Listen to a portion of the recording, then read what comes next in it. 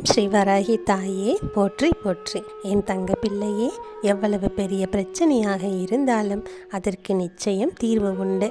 என் அன்பு குழந்தையே, இன்றைக்கு இந்த அம்மா உன்னுடைய குலதெய்வத்திடமிருந்து உனக்கான ஒரு செய்தியை கொண்டு வந்திருக்கின்றேன். அது உன்னுடைய வாழ்க்கை சம்பந்தமானது.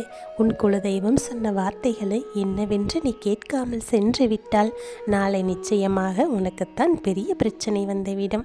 உன் குலதெய்வம் இந்த அம்மா என் மூலமாக உன்னிடம் ஒரு செய்தியை கொண்டு வந்து சேர்ப்பதற்கும் ஒரு காரணம் இருக்கின்றது. நான் உன்னுடைய அன்பை பெற்ற உன்னுடைய காவல் தெய்வம். எனக்கும் உனக்கும் இடையில் இருக்கின்ற பிணைப்பு எப்பேற்பட்டது என்பது அவர்களுக்கு நன்றாக தெரியும்.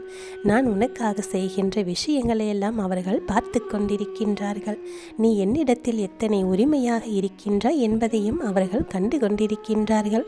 அதனால் இந்த செய்தியை நான் சொன்னால் நன்றாக இருக்கும் என்பதால் உன்னுடைய குலதெய்வம் என் மூலமாக உன்னிடத்தில் தெரிவிக்க முடிவெடுத்திருக்கின்றது. இவர்கள் எடுத்த முடிவு சரிதான். ஏனென்றால் நான் நினைத்த சில விஷயங்களையும் சேர்த்துத்தான் அவர்கள் என்னிடத்தில் சொல்லி இருக்கின்றார்கள். அப்படி நான் உன் வாழ்க்கையில் இதனை சொல்லும் பொழுது நிச்சயமாக உனக்கென நடந்த ஒவ்வொரு விஷயங்களும் இனிமேல் கொஞ்சம் கொஞ்சமாக உனது வாழ்க்கையில் நல்ல மாற்றங்களை கொண்டு வந்து கொடுக்கும். இந்த தாயினுடைய அன்பும் அருளோடும் உனக்கான நன்மைகளை எல்லாம் நீ சரியாக பெற்றுக்கொள்ளப் போகிறாய் என்பதை முதலில் நீ புரிந்து கொண்டால் போதும். என் தங்க பிள்ளையே, என் மீது நம்பிக்கை கொண்ட உன்னுடைய குலதெய்வமானது இதை சொல்லும்போது அவர்கள் கண்கள் கலங்கித்தான் போனார்கள். ஏனென்று உன் அம்மா நான் தெளிவாக சொல்லுகிறேன், கவனமாக எனது வார்த்தைகளை தெளிவாக கேட்டுக்கொண்டு அதன்படி செயல்படு. எந்த ஒரு விஷயத்தையும் அரைகுறையாக கேட்டு நீயாக ஒரு முடிவை எடுத்து விடாதே. ஏனென்றால் அரைகுறையாக கேட்கும் பொழுது அதற்கு முடிவு என்னவென்று தெரியாமல் போய்விடும். அதனால் எதையுமே முழுமையாக கேட்டு என்னவென்று தெரிந்து கொண்ட பிறகுதான் நான் எந்த ஒரு விஷயத்தையும் செய்ய வேண்டும். இதை நீ புரிந்து கொள். உன்னுடைய குலதெய்வமானது நீண்ட காலமாகவே உன்னுடைய வாழ்க்கையில் உனக்குரிய ஒரு பிரச்சனையிலிருந்து உன்னை மீட்டெடுக்க போராடி கொண்டிருக்கின்றது. ஆனால் அந்த போராட்டம் இப்பொழுது முடிவுக்கு வந்துவிட்டது. அதனால் அதை மட்டுமல்ல, உன் வாழ்க்கையிலும் உனக்கு உன் குலதெய்வம் செய்திருக்கின்ற பல நன்மைகளை மட்டுமல்லாமல் வரக்கூடிய சில கஷ்டங்களையும் சேர்த்துத்தான் உனக்கு சொல்லி இருக்கின்றார்கள். அப்படி என்ன நடந்திருக்கின்றது வாழ்க்கையில் என்று நீ யோசித்து கொண்டிருக்கின்ற இந்த நேரத்தில் இந்த தாயானவள் சொல்லுவதை செவி கொடுத்து கேள். சற்று அமைதியாக கேள். தேவையில்லாமல் கவனத்தை மட்டும் திசை திருப்பி விடாதே. அவர்கள் அதை பேசுகிறார்களே, இவர்கள் இதை பேசுகிறார்களே என்று உன்னுடைய கவனத்தை திசை திருப்பி விட்டாயானால் நான் சொல்ல வருகின்ற எந்த விஷயங்களுமே உனக்கு ஒரு நாளும் புரியாமல் போய்விடும். இதை நீ மனதில் வைத்துக்கொள். என் தங்க பிள்ளையே, உன்னுடைய வாராகியானவள் நான் எப்பொழுதுமே உனக்கு எந்த ஒரு விஷயத்தையும் தேவையில்லாமல் உன் கைகளில் கொண்டு வந்து சேர்த்தது கிடையாது. இது உனக்கு உன்னுடைய வாழ்க்கைக்கு தேவையானது என்று தெரிந்த ஒரு விஷயம்தான் என்பதால் தான் இதை உன்னிடத்தில் கொண்டு வந்து சேர்க்க வேண்டும் என்று வந்திருக்கின்றேன். உன்னுடைய குலதெய்வம் என்பது உனக்கு வாழ்க்கையில் அத்தனை முக்கியமானது. நீ என்னையே வணங்கவில்லை என்றாலும் பரவாயில்லை, உன்னுடைய குலதெய்வத்தை கட்டாயமாக நீ வணங்க வேண்டும். உனக்கு வருகின்ற ஆபத்திலிருந்து முதலாவதாக எதிர்த்து அதனை தடுத்து நின்று உன்னுடைய பிரச்சனைகளிலிருந்து உனக்கு விடுதலை கொடுக்கக்கூடியது உன்னுடைய குலதெய்வம்தான். அப்பேற்பட்ட குலதெய்வத்திடமிருந்து உனக்கு ஒரு செய்தி வந்திருக்கிறது என்றால் அதை நான் உன்னிடம் கொண்டு வந்து சேர்க்காமல் விட்டுவிட முடியுமா? என்ன நடந்தது, எதனால் நம் குலதெய்வம் வந்தது என்று யோசிக்கின்றாயா? இந்த வாராகியானவள் அதை சொல்லத்தானே வந்திருக்கின்றேன். என் தங்க பிள்ளையே, உன்னுடைய வாழ்க்கையில் சில காலமாக சில விஷயங்கள் எல்லாம் நடந்து கொண்டிருக்கின்றது. எல்லோருக்குள்ளும் உன்னுடைய வாழ்க்கையை பற்றி சிந்தனைகள் தான் ஓடிக்கொண்டிருக்கின்றது. சத்தமிட்டு வாழ்க்கையில் நாம் எந்த ஒரு விஷயத்தையும் பேச கிடையாது. ஆனால் இன்று இருக்கின்ற சூழ்நிலையில் யாரிடத்தில் என்ன பேசினாலும் கடைசியில் பதில் என்னவோ நமக்கு கண்ணீர் சிந்தும் வகையில்தான் சத்தத்தோடு வருகின்றது. ஏன் தான் இப்படியெல்லாம் நடக்கிறது என்று புரியாமல் கண்ணீர் சிந்தியவர்கள் ஏராளம்.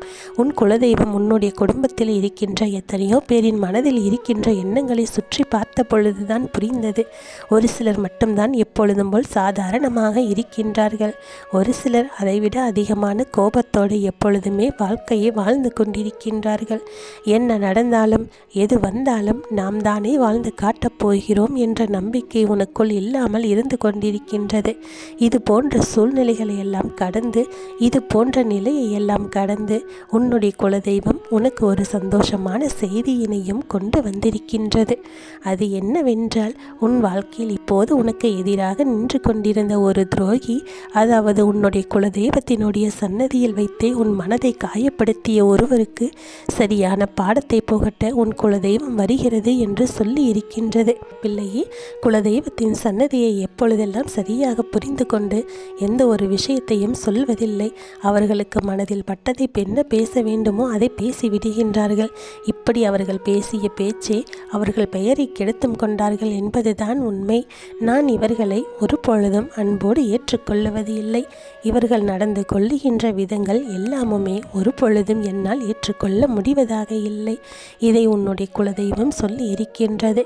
என் தங்கப்பிள்ளையே, உன் குலதெய்வமானது சற்று சாதாரணமாக நினைத்துவிட முடியாது. தன் பிள்ளைகளுக்கு நல்லது நடக்கும் வரை அமைதியாக இருப்பார்கள். ஒரு சிறு துன்பம் வந்துவிட்டது என்றால் கூட அவர்கள் பொங்கி எழுந்து விடுவார்கள் என்பதுதான் உண்மை. என் தங்கப்பிள்ளையே, இந்த வாராகி சொல்லுகின்ற வார்த்தைகள் உனக்கு புரிகின்றதா? உன்னுடைய குலதெய்வம் என்ன சொல்லுகின்றது தெரியுமா? உனக்கு துன்பங்களையும் கஷ்டங்களையும் கொடுக்கின்றவர்கள், அவர்களுக்கு உன்னுடைய குலதெய்வம் தண்டனை கொடுக்க போகின்றது. அதுவும் அந்த தண்டனை சாதாரணமான தண்டனையாக இருக்கக்கூடாது. இனி எப்பொழுதுமே நினைக்கும் பொழுது நிச்சயமாக நாம் இந்த வாழ்க்கையில் ஏதாவது செய்திருக்கிறோம், அதையும் நல்லதாக செய்திருக்கிறோம் என்கின்ற மனநிலையில் நீ இருக்க வேண்டும். யாருக்காகவும் வாழ்க்கையில் எந்த ஒரு சந்தோஷத்தையும் தொலைத்துவிடக்கூடாது. யாரை நினைத்தும் இந்த வாழ்க்கையில் ஒருபோதும் நீ வேதனைப்படக்கூடாது. நீ மட்டும்தான் அவர்களை நினைத்து வேதனைப்பட்டு கொண்டிருக்கின்றாய். உன்னுடைய கஷ்டமும் கவலையுமே இங்கு பெரிதாக இருக்கின்றது.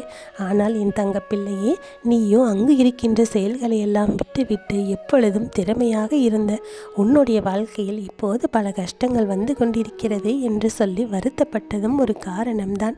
இதையெல்லாம் தாண்டி என்ன நடக்கிறது என்பதனை சற்று அதிகமாகவே நீ யோசிக்கத்தான் வேண்டும். எப்பொழுதுமே நம்முடைய குலதெய்வம் நமக்கு காவலாக நிற்குமோ என்று யோசித்தோமாயானால் நிச்சயமாக நிற்கும்.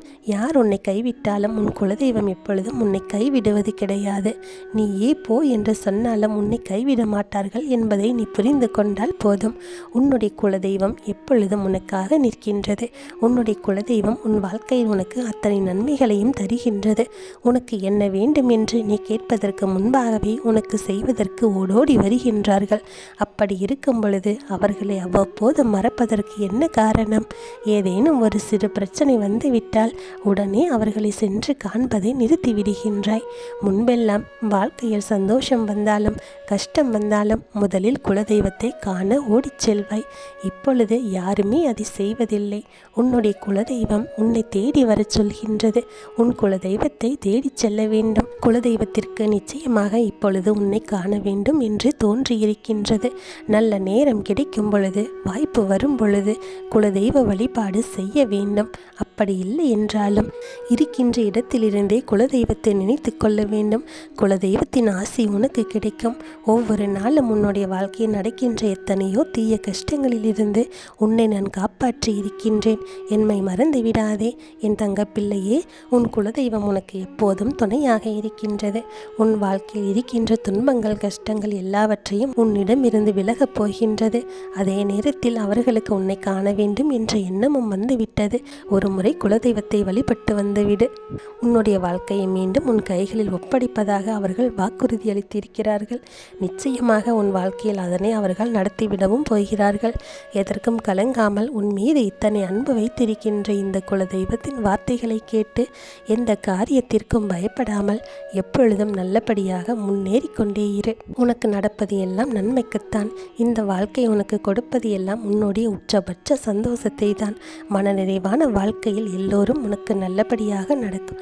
மனநிறைவான வாழ்க்கையில் எல்லாமே உனக்கு நல்லபடியாக நடக்கும் என்பதை நீ புரிந்து கொள். இனி அத்தனையுமே உன்னுடைய வசமாகி கொடுப்பதாக உன் குலதெய்வம் உத்திரவாதம் கொடுத்திருக்கிறார்கள். குலதெய்வத்தை நீ நினைக்காமல் இருக்கக்கூடாது. குலதெய்வத்தின் பெயர் தெரியாதவர்கள் குலதெய்வம் இருக்கின்ற இடம் தெரியாதவர்கள். எப்பொழுதும் கவலைப்பட வேண்டாம். என் குலதெய்வமே என்னை தேடி வருக என்று நீ சொன்னாலே போதும். உன்னுடைய இல்லத்தின் வாசலில் அவர்கள் வந்து நிற்பார்கள். இதை ஒருபோதும் மறந்துவிடாதே. நான் சொன்ன வார்த்தைகள் உனக்கு நினைவிற்கு இருந்தால் போதும். குலதெய்வத்தை கையெடுத்து வணங்கிவிடு.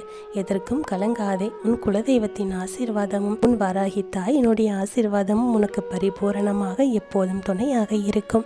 நீ தொட்ட அனைத்திலும் உனக்கு வெற்றியே கிடைக்கும். நீ மகிழ்ச்சியுடன் வாழ்வாய்.